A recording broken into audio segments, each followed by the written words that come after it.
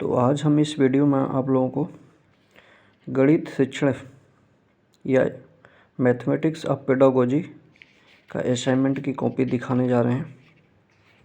राजेश टंडन की ये कॉपी है। इसमें कुल 9 प्रश्न लिखने होते हैं एक असाइनमेंट में। 6 लघु उत्तरी आते हैं और 3 दीर्घ उत्तरी। 2 खंडों में बटे रहते हैं, खंड अ और खंड ब। तो इसमें पहला प्रश्न है, इकाई परीक्षण के निर्माण पर चर्चा करें। तो इकाई परीक्षण के निर्माण पर हमको लगभग 300 शब्दों में लिखना होता है। फिर इसमें दूसरा प्रश्न आ जाता है कि गणित प्रयोगशाला पर संक्षिप्त टिप्पणी लिखिए। तो गणित प्रयोगशाला पर हमने लिखा। नेक्स्ट प्रश्न इसमें है, 10वीं कक्षा के गणित विषय का ब्लूप्रिंट तैयार करें। मतलब 10वीं कक्षा के गणित विषय का ब्लूप्रिंट किस तरह से तैयार करना चाहिए उसके बारे में लिखना है। जैसे इसमें लिखा है, बहुविकल्पी प्रश्न हो, लघु उत्तरी प्रश्न हो, मध्यम उत्तरी प्रश्न हो और उसके बाद दीर्घ उत्तरी प्रश्न हो। इसमें फिर अगला गणित शिक्षण में अगला चौथा है, आप गणित शिक्षण में खोज विधि कैसे लागू करेंगे, जिसे हम डिस्कवरी मेथड भी बोलते हैं। उसके बाद 5वां प्रश्न आता है कि उचित उदाहरणों की सहायता से प्रमाण प्रत्यय की व्याख्या कीजिए।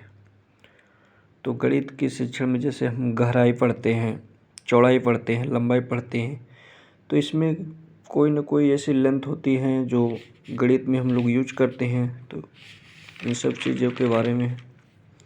अगला है, गणित में गति एवं शुद्धता पर एक संक्षिप्त टिप्पणी लिखिए। ये सब लघु उत्तरी में आते हैं। तो गणित में गति एवं शुद्धता पर एक संक्षिप्त टिप्पणी लिखा है मैंने। और राइटिंग बहुत अच्छी नहीं है, लेकिन फिर भी लिखने की कोशिश किया हूँ ठीक ठाक। अब खंड ब है, थोड़ा अभी इसे स्केच वगैरह से मार्किंग नहीं किया हूँ। ये दीर्घ उत्तरी प्रश्न में आते हैं, जो लगभग हमको 800 से 900 शब्दों में लिखना होता है। तो गणित विषय में उपयुक्त उदाहरणों के आगमनात्मक और निगमनात्मक विधि का वर्णन करना है। तो इसमें हमें आगमन विधि और निगमन विधि के बारे में विस्तार से वर्णन किए हैं।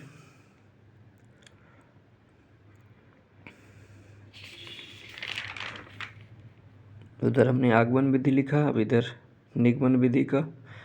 आगमन विधि क्या होता है, इसमें जैसे निगमन विधि है तो निगमन में पहले हम क्या है, नियम सिद्धांत, फिर उसके बाद उदाहरण की ओर चलते हैं, नियम से उदाहरण की ओर।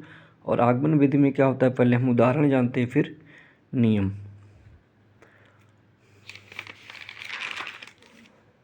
और इसमें 8वां प्रश्न है, किन्हीं 3 विषयों के साथ गणित के संबंध का वर्णन कीजिए। जिसमें हमने विज्ञान के साथ गणित का संबंध लिखा, अर्थशास्त्र के साथ गणित का संबंध और भूगोल के साथ गणित का संबंध। तो 3 विषयों के साथ गणित के संबंध के बारे में वर्णन करना था। और लास्ट आखिरी 9वां प्रश्न है, गणित एक नीरस एवं शुष्क विषय है, आप इस कथन से किस हद तक सहमत हैं। आप इसे अपने विद्यार्थियों के लिए रोचक बनाने के उपाय सुझाना है। तो इसमें हमने गणित कैसी है, क्यों नीरस है, क्या है, या नीरस है या नहीं है, किस हद तक सहमत है, उसके बारे में हमने डिटेल में लिखा है।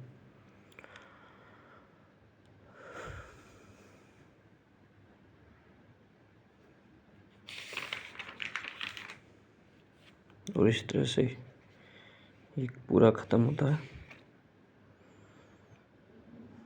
और मेरा अगर वीडियो अच्छी लगती है तो मेरे चैनल को थोड़ा सब्सक्राइब भी करें।